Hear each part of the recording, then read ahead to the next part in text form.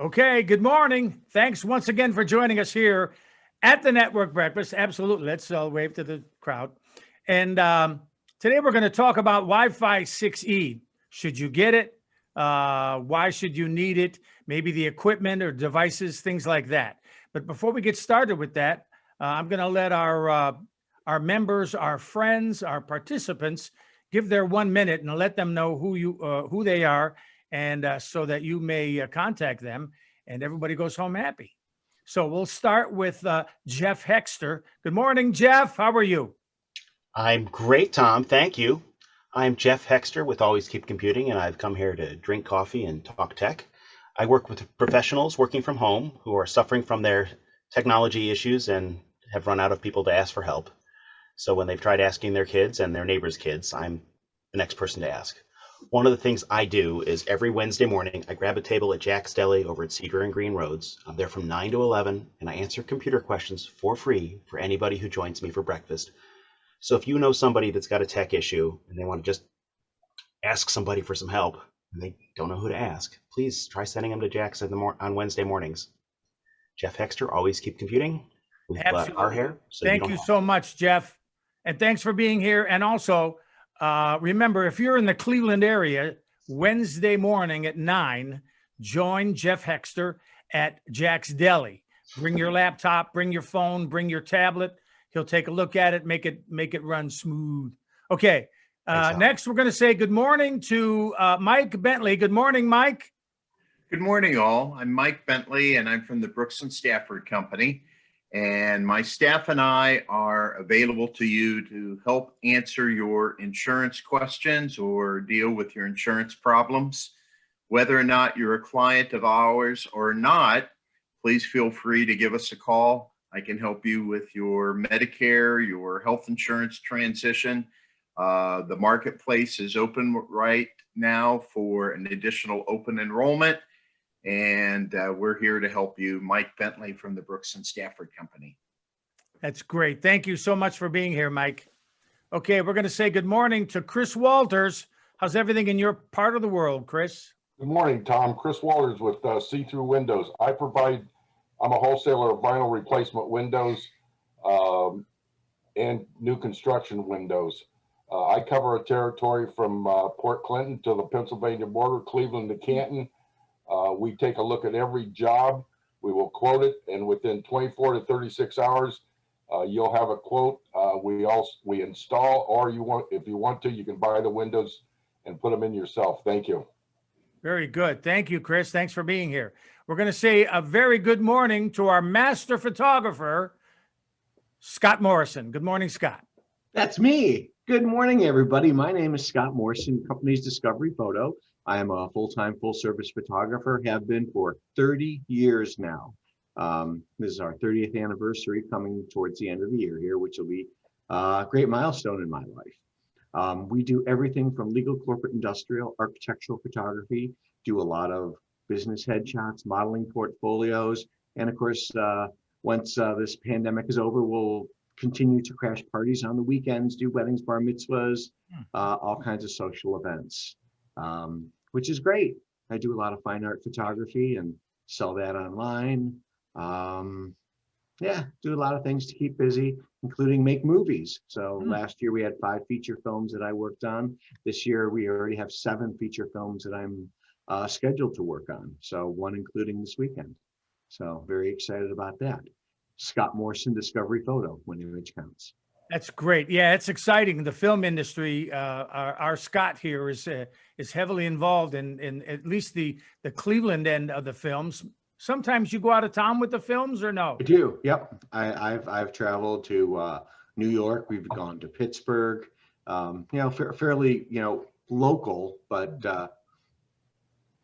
not that far. That's great. Thanks for being here, Scott. Good to see you. Now we're going to say good morning to the lovely and truly talented Trina Gigax. Good morning, Trina. Good morning. He always makes us sound maybe better than we are. My name's Trina Gigax. My company is Fresh Eyes Reading. I'm a copy editor and I do copywriting. But the purpose of my services is to make sure that every word counts whether it's a newsletter, your website, a letter to your employees, a brochure, a long post on Facebook or LinkedIn, maybe an article you're writing. You want to make sure that every word has meaning and has a purpose in the sentence, and every sentence counts also. You don't want any extraneous words or words that just add fluff and clutter, because that slows down the reader. And when you slow down the reader, they're not getting your messages clearly. So my company is Trina Gigax, Fresh Eyes Reading. And I also have a special section for animal lovers, particularly dog lovers, called the Pooch Writer. Although I just spent a lot of time over at the Draft Horse Project, which is in Windsor, Ohio. It's a therapy place you go. And I can't tell you the time I had with the horses and how healing and wonderful they are for people with anxiety or some sort of ailment, diabetes, MS. They help all kinds of people with their healing. So I'll be writing about that soon. Great. Okay, Trina, thank you so much for being here. And it sounds like fun stuff you're into. Next, we're going to, last but not least, is our own Rob Lord. Good morning, Rob. Good morning, Rob Lord. I'm with Thrivent Financial. We're a full-service financial planning company, do holistic retirement plans, and help you with all your financial needs. So if you're interested, give me a call. And now back to Tom. Great. Thank you, Rob. All right. Now I'm going to share our screen, and we'll get started with our presentation for today. Hey, Tom, what's your 1 minute? What do you do? I do Zoom meetings. You do a lot more than that. Yeah. I'm an IT professional, but it spans many different things. I do like programming for CNC machines, cut vinyl, for example. I do graphics. I'm a web designer, and I know Photoshop and Illustrator, and certainly I do computers. And whether it's fixing them or souping them up or adding to them or helping people become more productive with their particular computer, or I suggest computers to companies that think they want to get away from using Windows 7, for example. And there's come a time when you have to pull the plug on Windows 7, and you say that I probably won't want to work on your machines anymore because all your machines are Windows 7. So we're going to have to at least do Windows 8, 8.1. And certainly we would prefer that you use Windows 10, and then I'm on board. So that's what I do. If it has anything to do with a computer, I probably can help you with it, including most of the apps that run on Windows, mail merge using Excel and Word. I can help companies do that. Sometimes the people they hire are good typists, but they don't know how to interface a flat database or a CSV or something with a Word document and create letters that have each individual customer's name on them. In any case, that's Tom Basie, that's me. And I gave you my 1 minute and a half. I'm sorry I ran over. So now I'm going to share my screen and thank all of you for prodding me into giving my 1 minute too. And now I'm going to share my screen, and we're going to talk about the new Wi-Fi, an advancement from 5G up to 6 and then 6E. And I'm going to share my screen at this time with this. Okay, so Wi-Fi 6E. Wi-Fi 6 is the fastest standard yet, and Wi-Fi 6E will be even better. The reason it sounds like it's in the future is because the 6E didn't really start until early part of this year, 2021. Wi-Fi 6 started in 2019, actually, but there were very few devices, and certainly, I think maybe just one router that could do that. Now we have many, and we shall look at them now. So Wi-Fi 6 to Wi-Fi 6E. Speed is the key with Wi-Fi, and the category has certainly been moving fast as of late. First came Wi-Fi 6, a brand new, faster version of Wi-Fi that started hitting the market in 2019. Now, after a unanimous vote in April 2020, the Federal Communications Commission is opening up an entire new band of spectrum. Wi-Fi 6E stands for extended, to accommodate next-gen devices designed to tap into it. Devices like those were already on their way by the end of 2020. Let's talk 6G. In 2019, Wi-Fi 6 provided new capabilities to next-gen routers.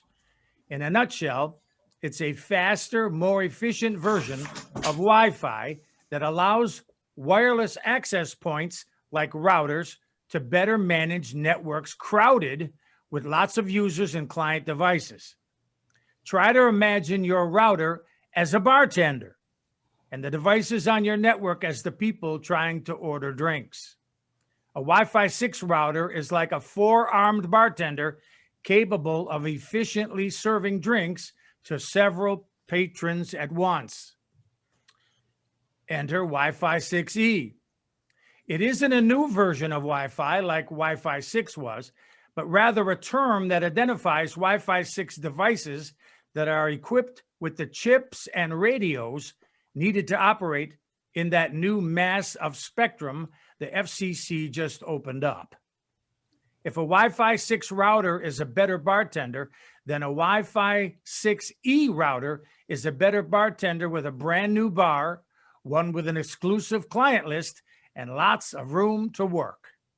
That new spectrum sits in the 6 gigahertz band, a band that wasn't previously allocated for unlicensed Wi-Fi use like the 2.4 and 5 gigahertz bands we already had. What's so great about 6 gigahertz?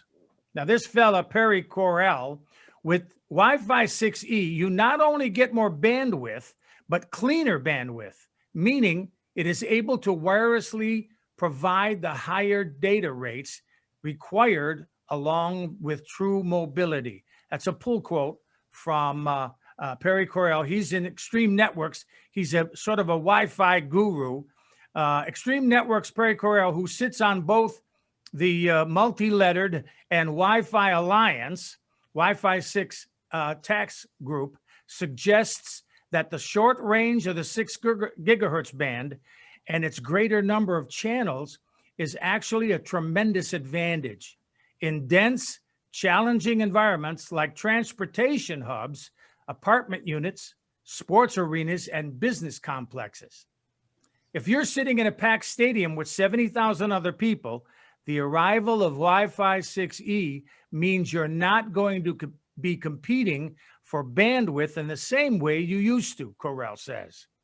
It will be significantly easier to stream the event to friends, order concessions via app, or even to find out which bathroom has the shortest lines.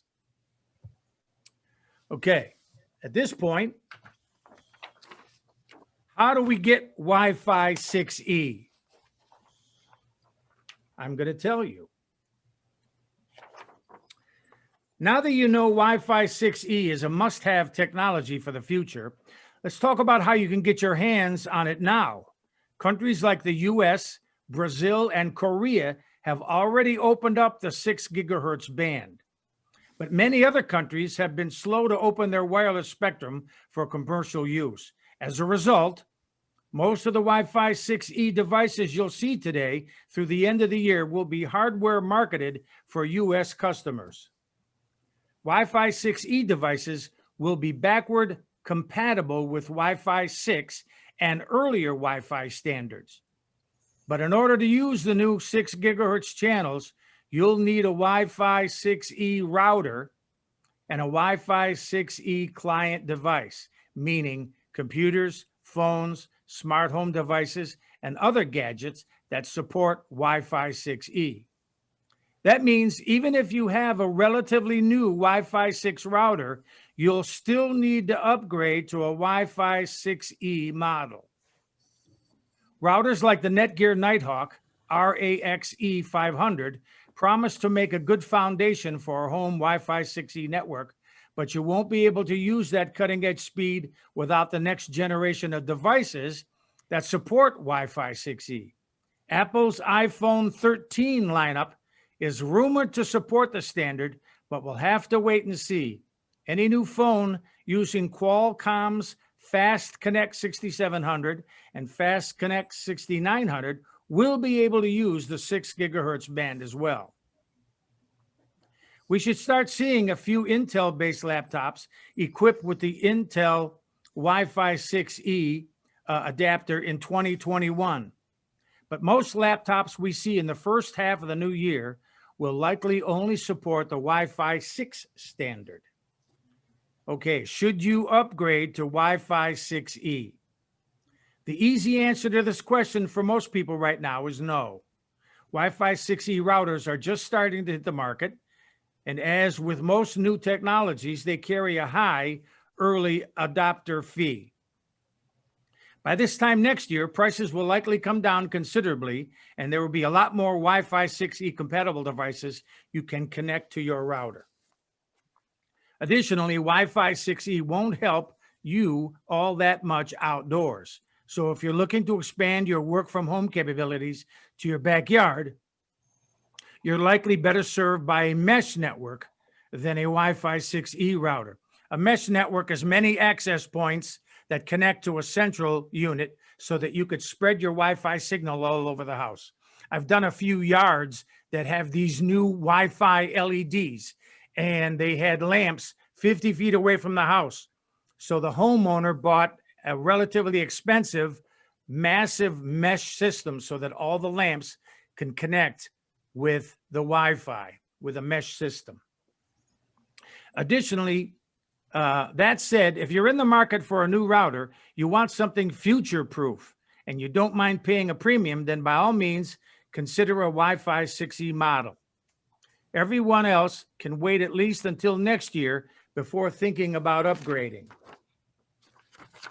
Okay, so what we have now is I want to show you the Nighthawk. The Nighthawk RAXE 500 is a tri-band Wi-Fi that takes advantage of the new 6 gigahertz band to offer fast speeds and lower latency. Look for it this quarter for $5.99. Now, I have what used to be the Nighthawk, I think it's a 9,000 or something, and it was the best they had at the time. That was a couple of years ago, and it was $3.99. So now I'm seeing that if I were to move up to this one, right now, this is available for $5.99, but I don't have any devices that can use that kind of speed. So as the last sentence on my my text was, it's probably, I don't need to do that right now.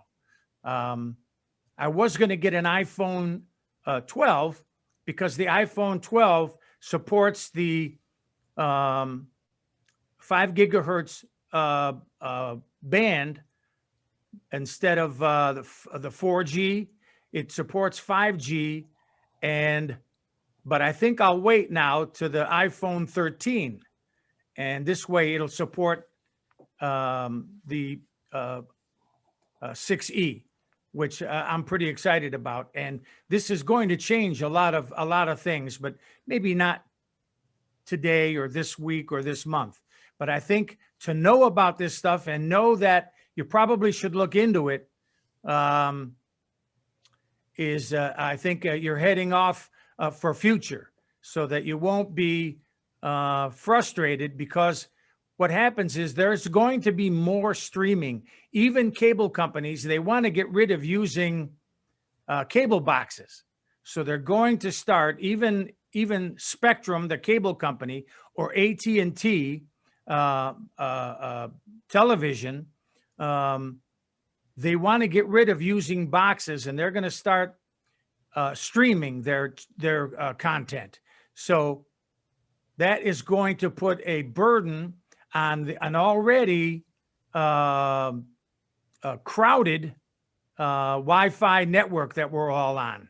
And I know I've heard from people that ask me about these sort of things, and they say that their cable at particular times of the night starts to stumble and buffer. You know how you'll get a thing rolling around, or you'll miss part of the picture and then it'll pick it up later on. That's because they're actually streaming instead of sending the signal like they used to in the cable, the analog. They're actually using a form of streaming, even though you have a cable box. So all of this is going to be tied together, and along with the 5G for our phones, this 6G band on our routers is going to alleviate a lot of this, if not most of it, until we grow into it naturally. But that'll take years. This Wi-Fi 6 is the biggest advancement in Wi-Fi in 20 years. And then shortly after that, that was in 2019, shortly after that, it didn't take them but a year, and they okayed the 6E, the extended 6. So this is moving along quite fast. And as we'll see, if we look at this again, and we probably will look at this model, I happen to like the Netgear Nighthawk series of routers. They're like a pro level almost, even though this is for home. We'll revisit this in a few months and see if it's still at $599. I'll bet you a year from now it's $399 or less for this particular unit, which will, and tri-band, the tri-band that I have uses 2.4 gigahertz and 5 gigahertz. And then there's what's noted in the router itself. It's a 5.2. It's the second version of 5 gigahertz. And so mine was called a tri-band 2, but this is tri-band with the third band being 6 gigahertz. And it could really, you're going to start enjoying faster speeds. For example, more and more people are going to their internet at home because everything is done through the internet. More and more people are going to the 1 gigahertz.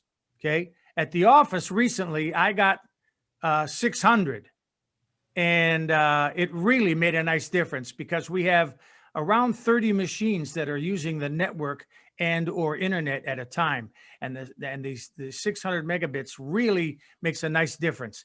And the idea of getting a gigabit speed at home is very exciting, because you'll be able to move data, you'll be able to play games, watch movies, you search the internet, buy from Amazon, eBay, all at the same time with 3, 4, 5, 6, 7 people in your family, all screaming speeds on the internet with this new technology. And that's what we have to look forward to. So now at this point, I'm going to say thank you for your kind attention. And also I want to thank PCMagazine.com and CNET for Home, where most of this information and some of the graphics came from. So now, if anybody has any ideas, do you know anything about the Wi-Fi you're using at home? Let's hear it now. I just have a quick question. How is this related to like the 4G on your phone? Is this any relationship, or, you know? Yes, there is a relationship. It's a different band, but the speed of your phone moving to the 5G for cellular, their equipment will have this 6E capabilities, so that things will move faster when you have a 5G phone. For example, I mentioned the iPhone 12 as 5G. So when you're at home, that 5G phone could take advantage of the 6 gigahertz bandwidth that you're going to have in your house when you finally buy a router that has the 6 and 6E band. So it does tie in for the overall speed and of transmitting and sending data. The 5 gigahertz is cellular data, but it's also on a network, and that network at whatever Verizon or T-Mobile or whoever you have is going to use this technology as soon as it's available, which it is, and they'll start using devices that have that speed too. You'll be able to take advantage of it. It's fun stuff. Tom, the radio frequencies at 4G and 5G, not 4 gigahertz and 5 gigahertz. The radio frequencies that cellular networks use are, while they overlap the Wi-Fi spectrums, they're not using the same slices necessarily. No, that's right. No, they're not. But the companies that are using them, the equipment that they use to produce these speeds can use that. They have routers themselves and hubs and things, and they'll use that faster connectivity speeds. But you'll notice that several times I mentioned that the 5 gigahertz and now the 6 gigahertz band won't travel as far, but it handles more devices. The 2.4 still goes farther, but the 5 and the 6 are more robust. Most of you will probably, when the time comes, your internet company will probably offer you another router if you're only getting internet that probably will incorporate some of this technology, and you won't have to deal with any of this stuff. But I thought that more information is always better than less information. And for you to know at least a little bit about the background of how this Wi-Fi and how these changes, these are new change, relatively new. The 6 gigahertz band is new from 2019 and 2020, and now the devices for 6E are from 2021. It's very exciting stuff. So that's why I wanted to bring it to you, and we've done that, and that's all I got for this particular thing. I want to ask Scott, who has purchased a new car. Do you have internet in the car with a internet contract that you pay each month for internet service in that car? I do not, but it is available. I could use the car as like a hotspot. I have it for, I think, 30 days, 90 days, like I have Sirius. Radio, I have this like an OnStar sort of thing. They give it to you for like 90 days. Just to see if you like it. You said that it can update. How will you update without having that internet? You connect to your home Wi-Fi. Right. When you pull your car into your driveway. Wow. That's how we do ours. So you just make sure your car is in the proximity of your Wi-Fi signal. Mm-hmm. Right. The map updates, though, for the GPS, I have to download to a flash drive. And it has a USB port on there that it'll upload? Mine has several. One for upload, but many for charging. Right. Yeah, mine has 6. We have 6. And 2 of them actually go in because it has Honda Android thing. So you plug your phone in, a plug-in connection, and then my phone appears on this 8-inch screen, and I can do everything from my phone on that touch screen. So I can get emails, I can make phone calls, I can check text messages. It also has Google Maps or Waze, whichever one I want to use, and it appears on the screen and it talks to me. Okay, so So your car can use your cellular Wi-Fi, your cellular Yes. internet? Yep. Wow.